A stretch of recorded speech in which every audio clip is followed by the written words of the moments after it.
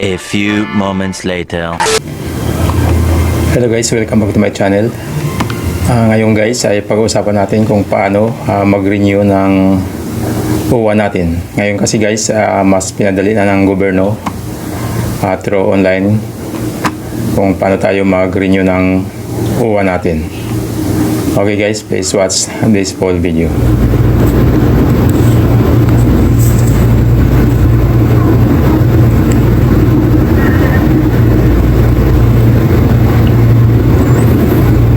Okay guys, ngayon nakapag-login na ako. So ngayon click lang natin yung personal information guys. So dito guys makikita natin na inactive na yung membership ko. So kailangan na natin i-renew yung membership natin. Pero minsan guys nung una nanghihingi ng update yun. So kailangan mo i-prepare yung hindi pa expired na OAC mo o kaya yung passport and then yung picture mo. Pinapa-upload yun guys para ma-updated. So na-update ko na yun noon. So hindi pa expired yung OAC ko dati. So yun lang ang in-upload ko. So nag-antay ako ng mga ilang araw and then na updated na nila successfully na. So ngayon guys dahil expired na yung akin, nakalagay dito inactive, so renew membership here. So pag click natin guys ng renew membership, click natin to guys. So dito may nakalagay remaining payment will reflect up to 1 to 3 working days prior after by so i-click lang natin guys accept. So ngayon guys dadalhin tayo dito sa application form. So dito guys ang OID number, itago ko lang to. So itong lahat guys ng madetalye ay tatakpan ko lang nung pangalan ko at saka OWA number dahil akin to. So ngayon guys yung employer, check nyo, double check. So kung anong kumpanya mo.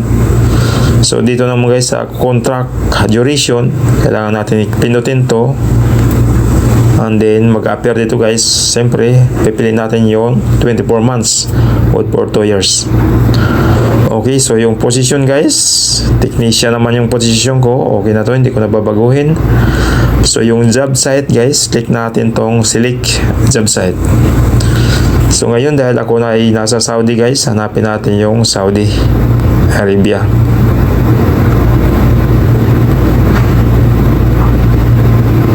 Scroll up lang natin guys hanggang makita natin yung job site natin.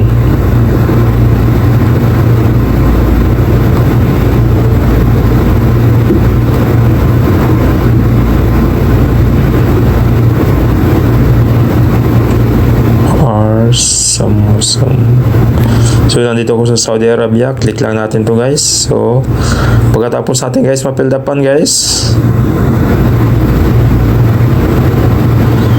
click lang natin submit. Okay, you will be directing guys, dadalhin tayo guys. So ngayon nandito tayo sa land bank guys, transaction details. So ito yung contact number o ID number, double check natin. So may nakalagay dito guys na payment option, so click lang natin tong select. So ngayon guys dito may nakalagay dito land bank prepaid, ATM card, cash payment and GCash, tapos BPI. So dahil nasa malayo po tayo at may GCash tayo, kung wala ka namang GCash pwedeng gamitin mo yung GCash ng misis mo. Mag-online kayo para dalawa kayo nakapag-online para may enter yung mga OTP number na marireceive. So pipiliin natin guys ang cash payment and GCash Maya. So dito tayo sa GCash, click lang natin ang GCash. So ngayon guys payment summary, scroll up natin guys. So nandito yung payment option guys, cash payment, transaction 1,462, then my transaction fee 30. So ang total is 1,400 na dito. So dito guys I certify that I am at least 18 years old and have read and understood and agreed to the terms and conditions. So click lang natin to guys, I accept, I certify. So okay, so pagkatapos guys click na natin yung submit.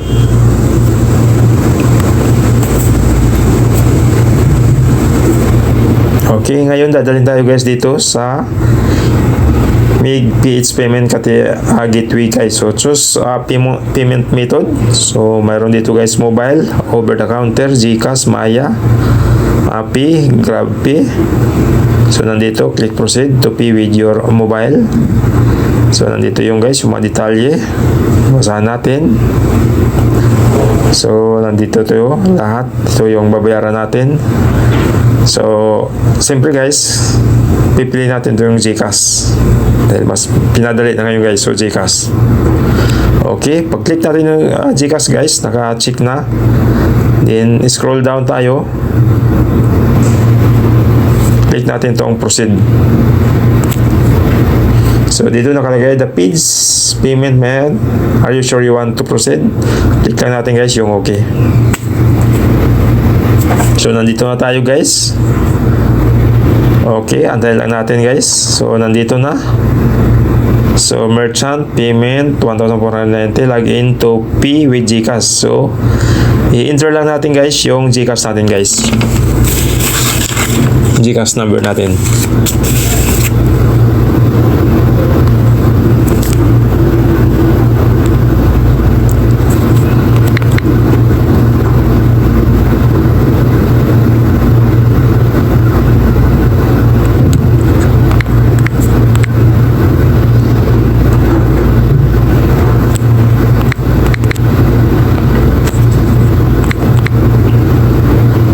Okay, then click natin guys yung next.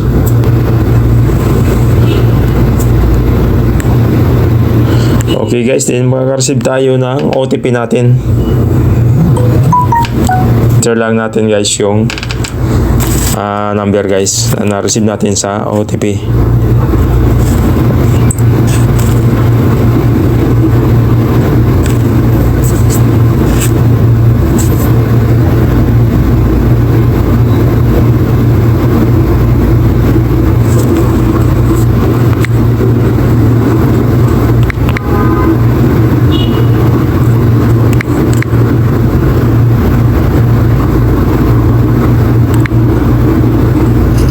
Okay guys, pagkatapos natin ma-enter lahat ng OTP, click lang natin yung next. Okay guys, ito yung babayaran natin is 1,419.75 guys. So click lang natin yung pay sa baba. Okay guys, now proceed na. Antayin lang natin matapos.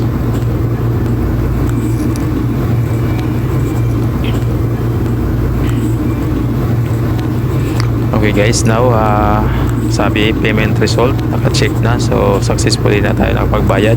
Ito yung nabayaran natin sa OWA. Okay guys, so now go back tayo sa apps, OWA application natin. Maglagin natin, ilagin tayo kung active na ba tayo doon. So click lang natin sa profile information. Okay guys, kung nakikita nyo active na, so ibig sabihin nakatapos na tayo magbayad. Successfully na yung payment natin. Okay guys, kung ito ay nakakatulong sa inyo, please don't forget to subscribe my channel and hit the bell button so that you are updated to my next vlog. Thank you guys.